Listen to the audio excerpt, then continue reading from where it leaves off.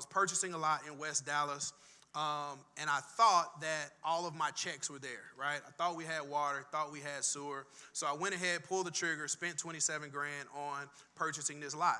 But then I got my plans created, spent money on that, got to the city to get my permits, and the city came back and said there are no utilities to the lot.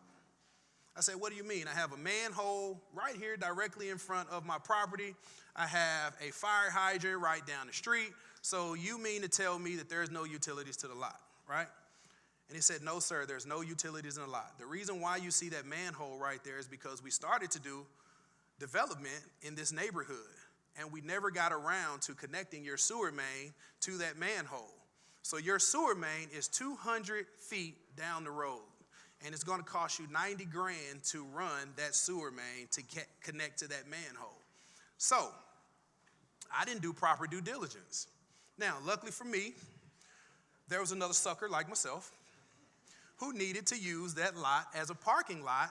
The guy that lived behind the lot, he owned some construction equipment. And so luckily for me, he wanted to utilize the lot to park his truck. So it was a blessing in disguise that I purchased the lot. I actually learned a lesson about due diligence and was able to offload the lot to him for exactly what I paid for. And so I didn't actually lose any money, but I did learn a valuable lesson. And so number one most expensive mistake is the lack of due diligence.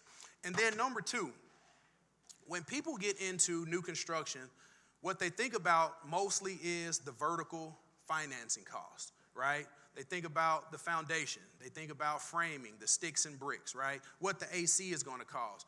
What most people overlook in new construction is the soft costs.